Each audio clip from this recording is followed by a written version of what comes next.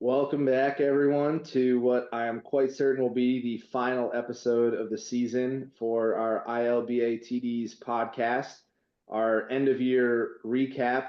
Some thought this podcast would never happen, including some of the podcast hosts, but here we are to wrap things up. Kamish, you want to say any words?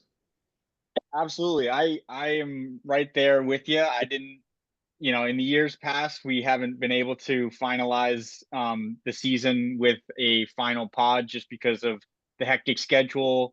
It's hard to coordinate making it happen. Um, but nonetheless, here we are. Talking about the playoffs, the season as a whole. I definitely wanted to start off by congratulating Josh on a job well done, on a championship trophy, name imprinted on that piece of, we'll call it gold. I also wanted to thank everybody just for spending the time, setting their lineups and being engaged.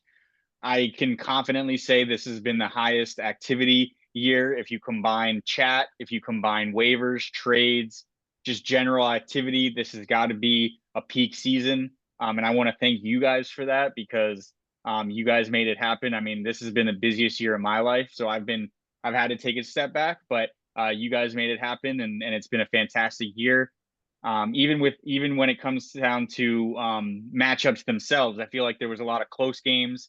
I feel like throughout the season there was a lot of shifting, uh, definitely a lot of parity in the league. I mean, the number one seed was held by at least four teams, could have been more. No one was out of it until the final few weeks of the regular season there.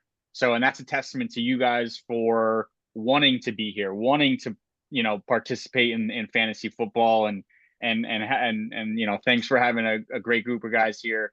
I have to mention Alex finishing as the toilet bowl winner. You can see it right there in the background. He was the 9 seed, um, essentially the top seed in the lower bracket, and finished as the shit king based on the emoji there, the poop king there. We've gotten verbal confirmation that he will be singing us a song. We're just kind of waiting on the visual confirmation. I mean, I went out in the first round of the playoffs, and I'm sitting here in Cancun as one should after losing that early, to none other than the 17-time champ. That's why I'm in Amsterdam as well, in case you were wondering. First round exits, we got early vacations. Yeah. Cam's still planning his since he had to stick around for the second round of the playoffs. And mind you, that first round was like a month ago, right? Like it was like early December or something. It's been a month, and I'm still in Cancun. That's where you should. That should tell you where this fantasy season put me mentally. I felt so good about the regular season, and I couldn't even put up 250 in 2 weeks, in weeks 13 and 14. So that's why I'm vacationing out here, still repping my team. But yeah, I'm gonna throw it to you guys because I just wanted to thank everybody and congratulate Josh. Yeah, Cam, give us your thoughts. Obviously, you went the furthest of the three podcast hosts, despite barely eking into the playoffs on the back of Alex not setting his lineup properly the last couple weeks, and then lost to the eventual champ. What were your thoughts on the playoff rounds? Yeah, I was talking to Josh kind of before our round started in week 15.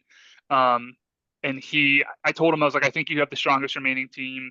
I was telling him that, like, I think, and not to take anything away from his championship, and I know that, I have won a couple, and, so this is also kind of a dig at myself, but I think to get into the playoffs requires a lot of skill and a lot of, um, ability to manage teams and injuries and trades and waivers well. There's definitely a higher component of luck with advancing through the playoffs, I would say, even though we do have 2 week rounds.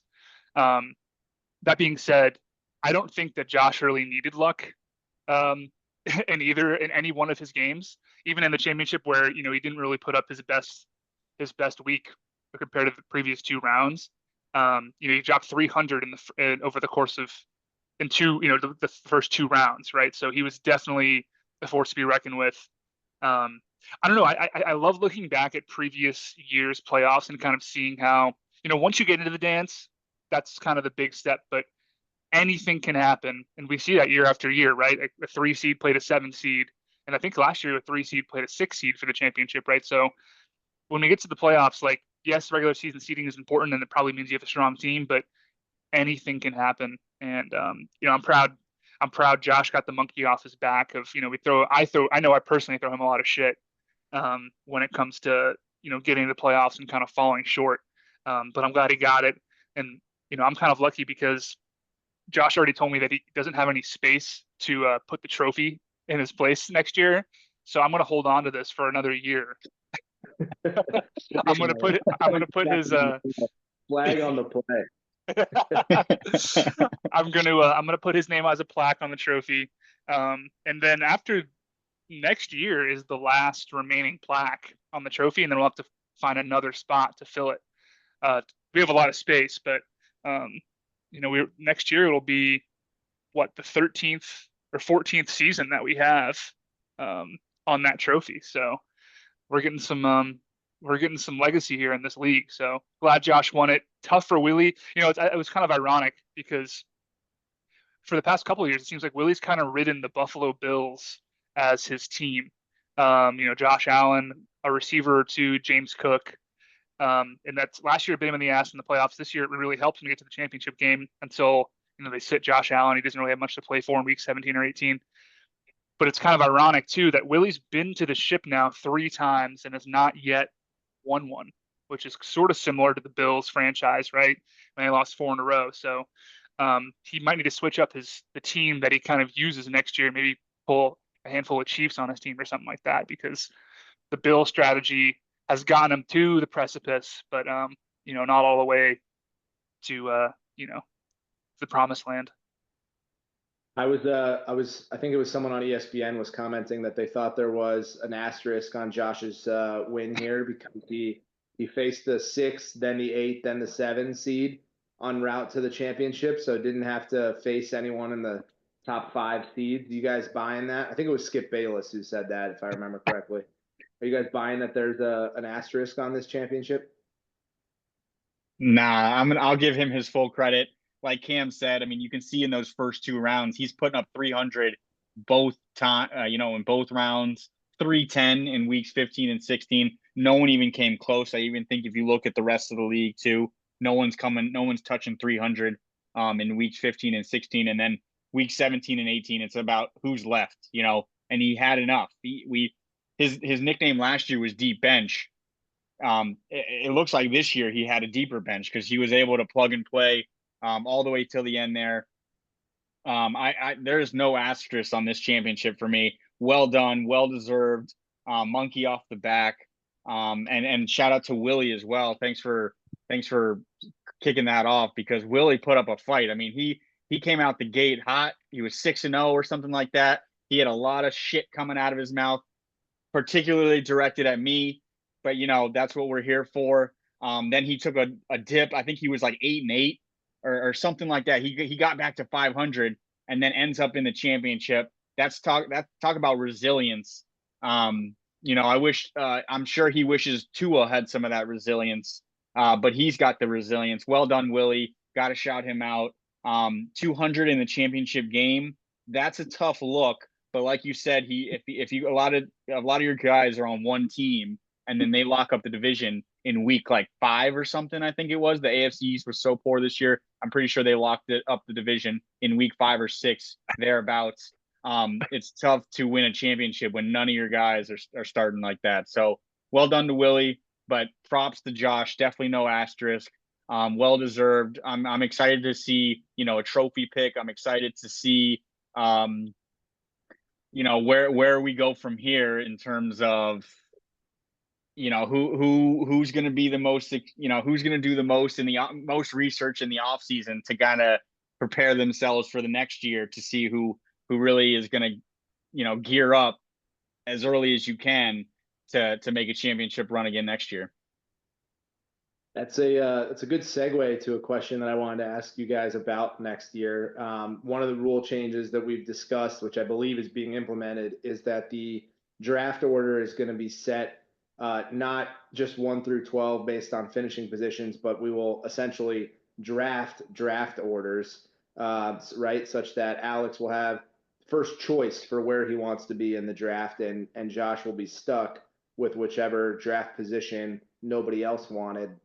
So my question to you is not what would you do if you were Alex, but what do you think Alex will pick, and what do you think Josh will be stuck with as their draft slots?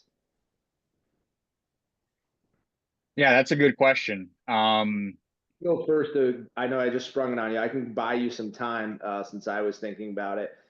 For me, I think Alex still he seems to me to be the type of person who would want the number one pick.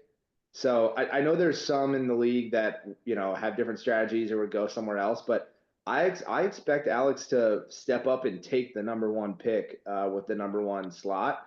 I feel like he's going to want that sort of ability to get his guy first. So I'm going to say Alex will take the number one pick. And I'm going to say Josh gets stuck with number two, maybe.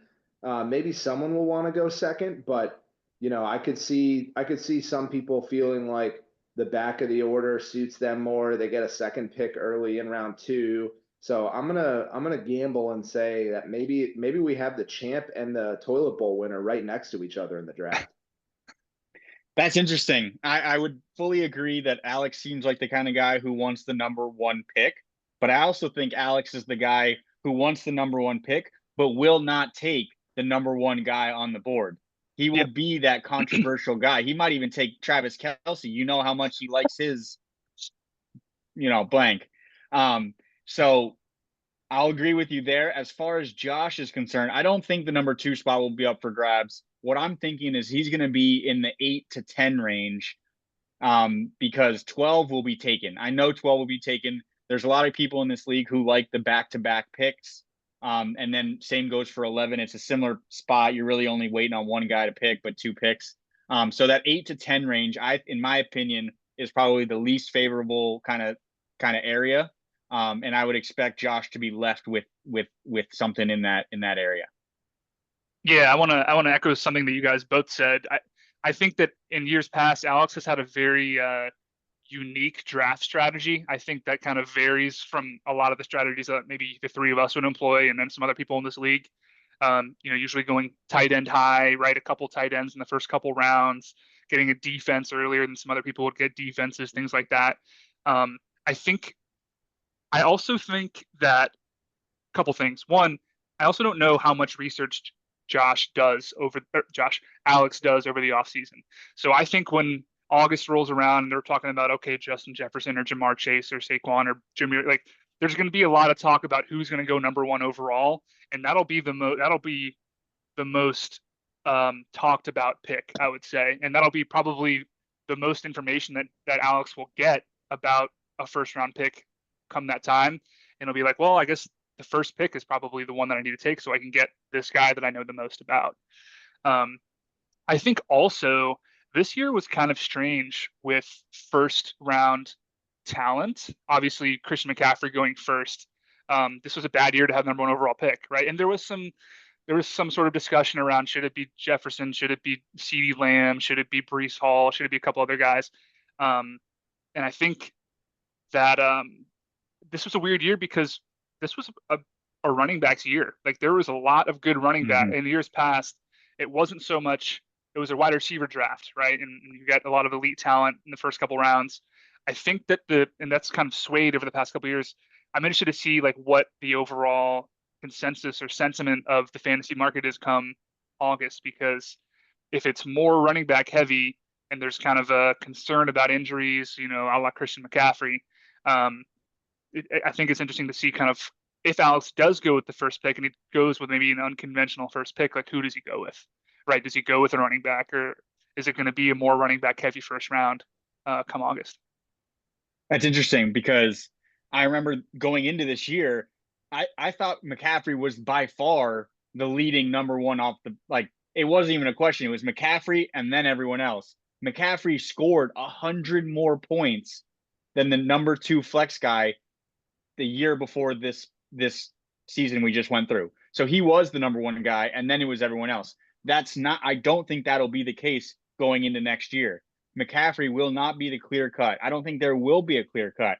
You could make the argument for a number of guys, which is to my point that there is no clear cut guy going into next season.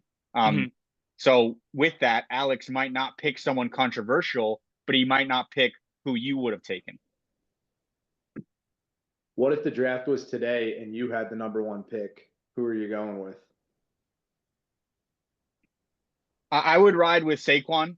They still look like, I mean, there's going to be a lot of changes to offensive lines, to offenses, coaches, everything. Everything's going to change. But I still think he's the highest, the most talented running back. He might even be the most talented skill position in the league, in my opinion. He's got a very good run-heavy offense, proven to feed the guy that is just keeps eating. So I would stick with my Saquon pick. Cam?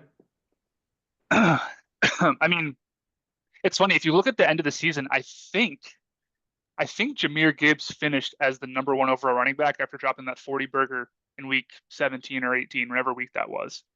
And it was the top of the running back position was so heavy this year, right? Like Bijan balled out, Gibbs, Josh Jacobs, Saquon Barkley, right? Like if you look at some of those players, but then again, like Gibbs finished as number one, but for the last 4 or 5 weeks, he didn't have Montgomery, right? So I don't know. I obviously Jamar Chase. I think I might go Chase because just compared to the rest of like Chase, I think Chase is the equivalent of what McCaffrey was for wide receivers, right? Like I think he was far and away the best wide receiver from a points perspective. And that like wins above replacements metric that people talk about, like, is he better than the next guy behind him?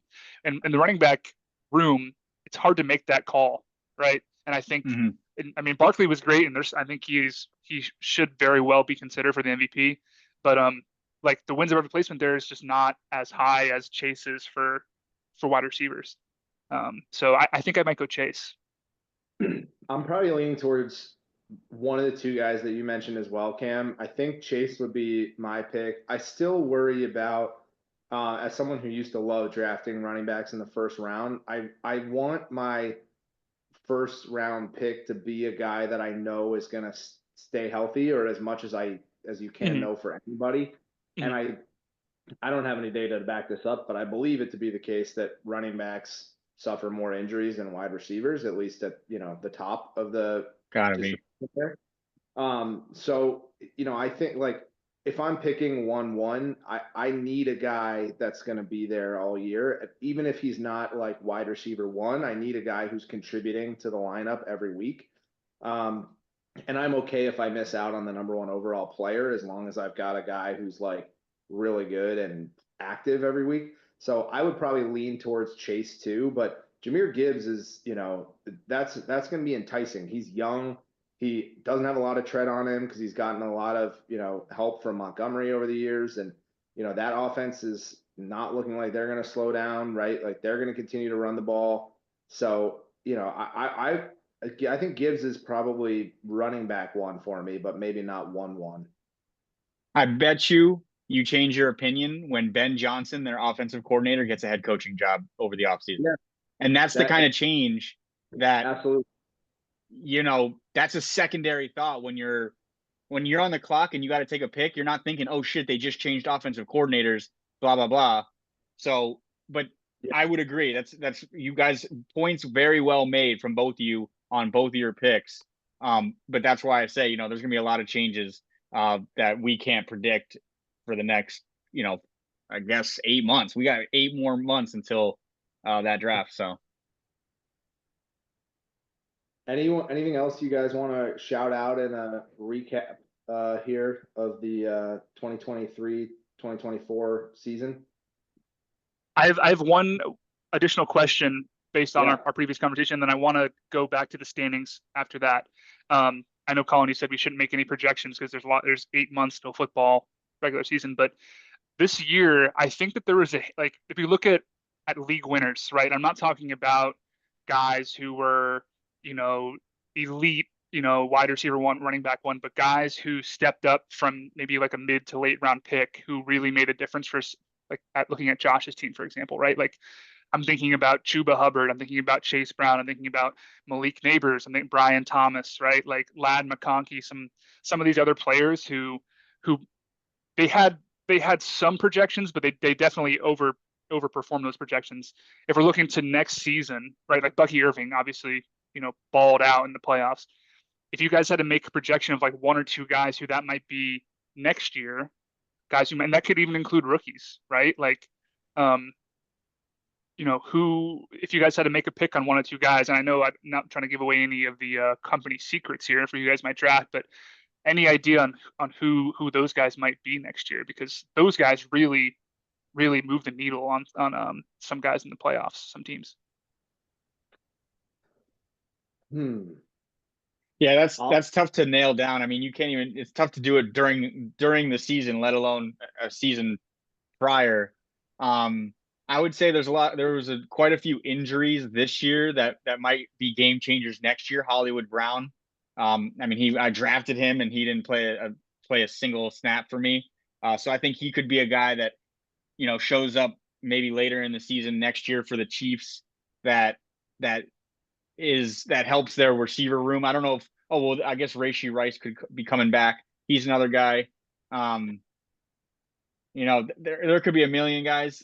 Any of these young running backs that have found themselves a role, starting as the number 2 guy, making their way to the number 1. I mean, there's plenty of guys to choose from. But yeah, I would say I'm only saying Hollywood Brown because it would have changed the course of my season if he'd just been healthy. Like even Diggs, if he had stayed healthy, I'm in a different spot, I think. But yeah, those would be my picks. I'll highlight 2 running backs that didn't really get their rookie seasons going because of injuries, and Jonathan Brooks and Marshawn Lloyd. I feel like Jonathan Brooks will probably be RB1 in Carolina next year, and I know it's Carolina, but still he should be at least a top 20 running back, maybe top 25 at the worst. So he could be a guy that might be available in like the 4th, 5th, 6th round of the draft. That could be a league winner. Marshawn Lloyd, I expect him to be in the mix for getting some carries, and if anything happens to Josh Jacobs, I think Green Bay is going to run the ball no matter what. So Lloyd could be like a top handcuff option. Someone that goes in like round 9, 10, somewhere in there, and if he ends up getting starting carries, could be really good. Maybe a couple guys to like bounce back. Like Rashid Shaheed, who also missed a lot of time with an injury. Marvin Harrison. I know obviously he's a big name, but not as exciting of a year as people were expecting. So hard for me to think about what rookies might be in that position before the draft and before even knowing like what team they could be on and stuff. But those would be guys that I would be looking at next year. What about you, Cam? Yeah, so a couple of guys that you had mentioned, right? I think Rashee Rice comes back, and I think he's like clear-cut number 1. He looked really good before he got hurt, with Mahomes, of course, and Travis Kelce seems to be kind of tapering off even more. I think he really secures that number 1 spot next year. I really want to see what happens with Brandon Ayuk and the Niners. I think they let go of Debo this offseason. I think he's in a contract year, didn't really play very well. They could still get some good value out of him. He's still relatively young. I think he's like 26, 27. I like Marvin Harrison too. I think people were disappointed because he was this like perennial, once in a generation player, and he still almost had 1,000 yards receiving. I think he actually might have hit 1,000 for a rookie, and that's still damn good. And just didn't help that he was in the same class as Neighbors and Ladd and Brian Thomas Jr. Right. And then one guy that Nick has in Dynasty that I like a lot, and I don't really know what's going to happen with the front office here with head coach, but I like Tyrone Tracy. I think he played really well in a really bad offense, and he still managed to be like a very valuable guy down the stretch, an RB2 who really turned the tides for some teams. So I like those guys. But then again, who knows what's going to happen with the rookie receivers and rookie running backs this coming year? Yeah. So the other question that I had was, I think at one point, probably around week 8 or week 9, we looked at the standings, and I think Colin posed the question of will there be a team over 500 who gets left out of the playoffs? And if we look at the standings, right, like there was one team that was under 500, me, who made the playoffs, and then Willie was at 500. I think that was more or less the case last season too. But does that kind of surprise you? What did you guys think about that kind of being the way that it kind of shook out, and there was kind of a little bit of a drop off after Alex at the 9 seed? It didn't so much surprise me around the 7-8 realm. I was surprised that at the top of the standings that nobody finished better than 16-8. I feel like in past years we've had a team with like 4 losses at the top. Someone that like really ran away with the regular season, and I mean the top 5 seeds were separated by 2 games. So I was more surprised by sort of how bunched the teams were. Like it felt like on the distribution, sort of the middle kind of shook out where it should, or the middle to beginning part of the bottom shook out where it should. But maybe everybody was just a little bit more scrunched together. And to Colin's initial point about like activity levels, I think that's probably a driving factor. But I mean, Rob got 5 wins and he was the last, the last place team and didn't lose the toilet bowl, right? So I mean, like in the past we've had a team with like 2 wins or 0 wins.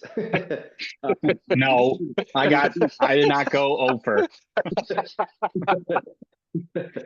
So I was more surprised by sort of how bunched together the ends were. But I mean, I think a team going 500 and finishing basically 7th is that makes sense statistically. Yeah, I think you posed the question like 2/3 of the way through that regular season. So I guess around week 8 or 9, maybe that's what you said, there was somebody who was above 500 out of the playoffs. And you said, is it going to finish like this? And I said, yes. Statistically speaking, we've made it this far. This guy's over 500. He's not in the playoffs. Why wouldn't it finish this way? So yeah, I was a little bit surprised that somebody made the playoffs at 11-13. That happened to be you, and you've done it before, which is also another surprising, crazy stat. I don't know what that necessarily speaks to. Maybe it is the activity level, and everyone was really doing everything they could to get as many wins as possible to finish with the higher seed. And that left the rest of the bunch kind of not getting over the hump or scoring not enough points to get the median win at least. I don't know. It is surprising, but I don't necessarily know what that necessarily points to. But very good question. I mean, it is weird seeing a below 500 making the playoffs. I know it's happened before. It seems off. I mean, it rarely happens in the NFL. I don't think it happened this year. There wasn't a division winner that was below 500, which has happened in the past. Yeah. Yeah. But I did want to shout out a few people. Nick, you were the longest. You were the person with the number 1 seed the longest. That's, well done to you. You had a lot of activity. I'm not sure if there's a way to see who had the most activity. I know in years past there was an activity tracker, transactions and waivers and all that. So Nick, well done with the 1 seed the longest. Trevor, shout out to Trevor for taking a long hiatus from fantasy football and coming back full stride. He's been in the thick of it since he's come back. Finished 13-11, but you would have thought he had a better season than that with some of the key matchup victories that he pulled away with.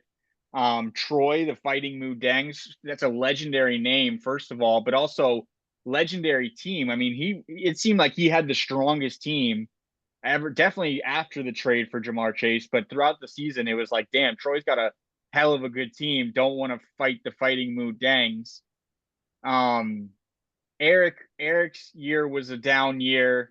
I'll give him the excuse of Bachelor Weekend, but that doesn't apply for Cam and me and Rob and Troy's it was his bachelor weekend, and we all did just fine. So sorry, Eric. Well, I guess not Rob, but that's not his fault. Drafting the guy who had, again, 100 more points than the next flex guy, and then didn't play more than a couple quarters this whole year. Sorry, Rob, but gotta shout that out.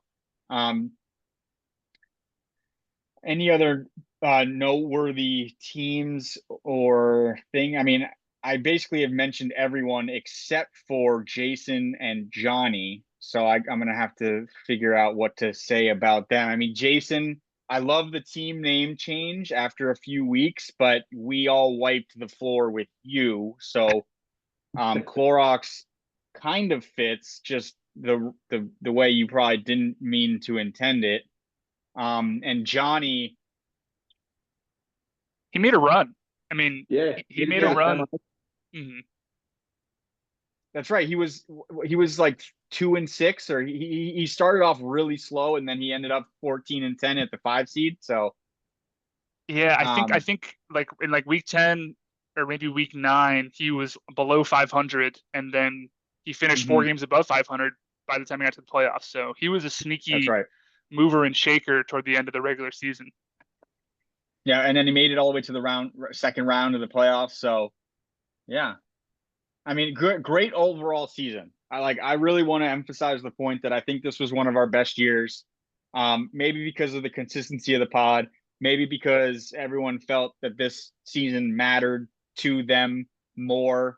I would like to maybe suggest that because of the way the draft went, people felt more invested. Everyone picked a player. Everyone seemed to have gotten their guys. I don't think anyone was like, oh, I hated my team right from the jump. So I think that may have contributed to being more attached to your team and wanted to work through the season, week on, week out. But really, really pleased with the season. And I'm looking forward to next season. You mentioned the rule change about drafting your draft position. I really love that. That's innovative thinking. That is the type of shit that we're bringing in 2025. On the other hand, though, and I might have said this in the chat when it was being discussed, it's going to take a lot of convincing for me. I know that I am the commissioner, but that doesn't mean I make all the decision. This is a democracy. I want everyone's input. And that's the only way that change is going to happen, is if we all hear and understand everyone's input and opinion on certain topics is the way we move forward in this league.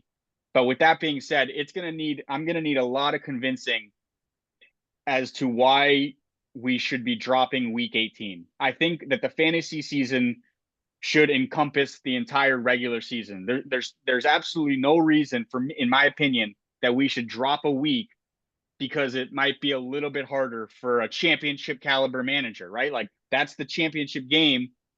It might be a little bit more difficult to find a full roster or whatever the case may be. I mean, it wasn't like there was a lot of guys sitting this week 18. Yes, of course, there's obviously some teams that don't have starters playing, but if the explanation is we should drop week 18 because it's a little bit harder, that won't cut it for me. I'm going to need a little bit more substance in the argument to drop week 18.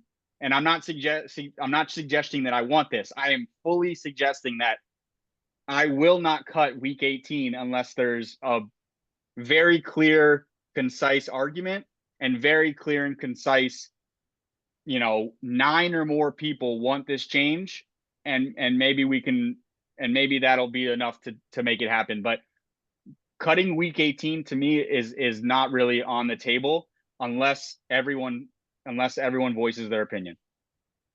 So let me try my hand at it. And I actually, I want to revise what I had suggested earlier, but I do think there's a couple benefits to dropping week 18. For one, we could go to an 11-week regular season and keep 2 weeks per playoff matchup, and then everyone plays everyone once, right? So right now we have a regular season where everyone is playing one person twice, and who that is kind of random. And you could end up playing the person who finishes in 12th twice, or you could end up playing the person who finishes in first twice. But it would standardized strength of schedule if we all played everyone once. I think that's one benefit to dropping week 18 and moving to an 11-week regular season. The second benefit is it is disproportionately punishing the better fantasy teams, because better fantasy performance is correlated with better on-field performance, right? And therefore better record of the team on the field. So you have a team like the Buffalo Bills, to take your example, right, who like wrap up the division in part because Willie dropped 9,000 points against me with Josh Allen. Like he's throwing and catching touchdowns to himself and scoring defensive touchdowns and whatnot. So, so he's able to rest, but then, he's rewarded early and punished late for the same player, right? Whereas I would think the fantasy playoffs should be building towards, like, you should continue to be more and more rewarded for having the best players and, for having the best team in fantasy, which would also relate to the best team in the NFL. I would think it wouldn't be such a big deal. And I would agree that it's a test of like, can a playoff manager put together a good team if it was more random as to who's not playing in week 18? But because it's particularly going to be good players and good teams that are sitting, I think you end up penalizing the teams that should be like, hitting their crescendo in at the end of the fantasy playoffs. So I think those are two benefits to, going to an 11-week regular season and then dropping week 18. Well put. I think those are valid points. I think those are valid arguments. I will say it now. I do agree with the everyone plays each other once, and then week 12 can be the beginning of the playoffs so that it standardizes the strength of schedule and we can go from there. I don't know if Sleeper has the ability to customize the playoffs at will. I mean, there's options, but it's not totally customizable. So if we do end up going to the 11-week regular season, it's going to be tough for me to finish out until week 18 unless there's some crazy playoff shit that they've added, that I haven't seen yet. But well said, well put. I'm hoping everyone can watch this and hear this and put their 2 cents in, because I want to hear people's opinion. I know people have stated briefly their thoughts, but the only way that we're going to make change, if the changes that you want to make are proposed, is if we hear those opinions. So thank you, Nick. I'll take it under consideration. Cam, do you have anything on that? I mean, I think the points that Nick put up are valid. I like the idea of playing, everybody in the league once. I also like playing Trevor twice, the beginning of the first week of the season and last week of the regular Nick, season. But sharing. the same.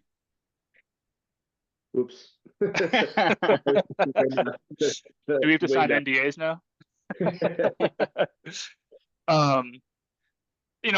I'm not necessarily like as here or there about it. I don't dislike that we have to play week 18. I like kind of the movement and having to kind of save up some of your fab toward the end of the playoffs and things like that. I've had to do that a couple of times in some of the playoffs that I've been a part of. I do think the points you bring up are valid. I want to hear the points that other people in the league have that might be different from that, but I'm not necessarily as for removing week 18. But if we did, I wouldn't be against that either. But sure. I've enjoyed the way that we've had it thus far. All right, thank you. I appreciate that. Well, no, this is what I'm talking about. I need people to state their opinion, and if you're not here or there, that's fine. Maybe someone's specific argument can get you on one side or the other. I'm not trying to create a divide. I just personally feel strongly about the fantasy season encompassing the regular season. That just seems that just aligns with me. Same thing with the NBA. There's fantasy NBA. There's a league that I'm in that the final 2 weeks of the NBA regular season are not in the fantasy season because of the same issue. Like, oh, some guys aren't playing. I don't agree to that. I don't subscribe to that. It's the NBA regular season. the best fantasy manager should be able to manage their team for the entire season. And that's that. I don't, so when I signed up for this league and they told me that the last 2 weeks are on there, I like had to voice my opinion saying that this is bullshit, whatever. So that's a separate issue, but I feel strongly that those two have to align. That's like the whole point of it, So I want to hear everyone's opinion, as I said. If there's any other rule changes, I think that might have been floated out there, I want to bring those up again. I'd have to really scroll through the chat again, but I'm pretty sure there was a few other suggestions, some more ridiculous than others, like a second kicker and maybe defensive players. I'm not ready for defensive players yet, but I have thought about it. That is interesting to me. I don't know where the state of the league is as far as everyone following defensive players. If that was going to be a thing, I would want every single person on board and willing to put that level of research in. I don't think we're there yet. I'm for sure not. So, that can be tabled for now. But any other rule changes, anything that anybody feels strongly about as far as making this league better, making this league more engaging, I'm here for it. We all, I'm sure, would love to do that. This has been going on for 14 seasons. I would imagine we're going to continue for 14 more. I don't see us slowing down. I love this stuff. I love each and every one of you guys. That's why you're in this league. And again, I want to thank each and every person for contributing. This league wouldn't be what it is without you guys. And I want to thank each and every single person for that. Please let us know what you want to do about this league, whether you have changes, thoughts, opinions, whatever it is. I am all ears, and I want to create this league to be a platform for everybody to feel, like they can, make a change, or it's not just like you're a member of the league. You are a part owner of the league. Like, you have something to say. You are very much invested. Invested in this league. Thank you. Without a monetary investment. And that's something also that we can talk about, but whatever. I've had my spiel. Thank you. One more thought on the week 18 piece.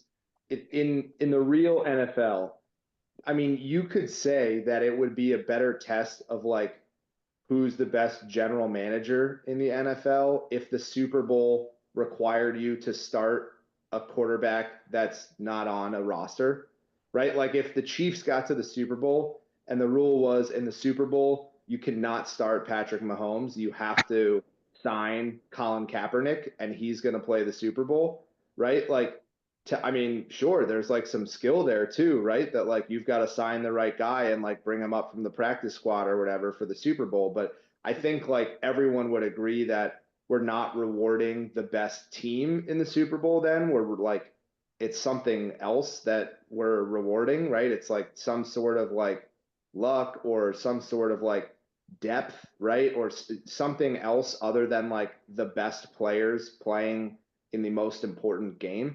So to me, that's sort of what including week 18 becomes, is like these guys that weren't relevant to how you got here now become relevant, right? And I mean, just look at the scoring. Like, Josh would not have won any other playoff matchup with 233 points, but he wins the championship with 233 points, right? So, like, I think we would feel weird if Colin Kaepernick led the Chiefs to a 6-3 win in the Super Bowl, right? Like, that would be like, I don't know, is that really like how we decide the best team, right? So Sure. that's my last point, is like I think it is rewarding something, but I'm not sure it's what we like should be rewarding. I hear you. Valid. I understand. Yeah, very valid point. I understand the point. It's hard to equate it, with what you're saying, like the Super Bowl, forcing Mahomes out just for the sake of it being the most important game. Whereas in this, the most important game, no, it's not that they're forced out. It's that, like you said, kind of the best players might have to sit. I don't know. It's tough. You are making very good points. It's hard to argue with that. And so that's why I want to hear these opinions. And maybe with that, everyone who hears this is like, you know what, that's the point. We're going to vote on this, whatever, well Yeah. done. I appreciate that. That's why we have the minds that we have in this league. But yes, well done. Well, good season, guys. It'll be, 8 more months until we see each other again on Zoom like this. But I can't wait. I cannot wait for next season. All right. The only thing I care about, speaking NFL specific now, is that the Chiefs don't win. I want to protect the GOAT's legacy, and Patrick Mahomes is getting eerily close to it. As long as the Chiefs don't win the Super Bowl, I am a happy camper. Yeah, it's going to be tough. I don't think that the Texans have the chops to beat them this week, to be honest, but we shall see. One thing that I'm kind of an advocate against, especially now that I'm involved in like a dynasty league where there are year-over-year keepers, is when we first got rid of keepers in this league, I was like a little bit wary because I was like, it kind of feels weird to like totally redraft a team every year when you have guys you like. But I actually really like the fact that this league is pretty much essentially a redraft league only. I like that we have to revamp our strategy and our players every single year as the league changes, the NFL changes, right? And then we have to like manage with a totally new set of players on our team every year. I like that. I would be an advocate against adding any sort of keeper, and I don't think we need to make this into a dynasty league. I think we can join other dynasty leagues if we want to, but I like that this is a redraft league. I like the different strategy that you have to employ with redrafts and trades and using your fab wisely as compared to something like a keeper or dynasty league. I agree. Yeah. Same. Well, thanks, Kamish, on another great season. You led us well, as always, and I similarly am already excited about the 2025 season. Can't wait. Yeah. I'm well gonna, done, Josh. Well done, everybody. Yeah, well done, Josh. I'm going to send the link to the Dynasty Daddy wraps because I think that's really interesting. We have one for the redraft as well. I'm going to send that in the group chat after we post this video. Awesome.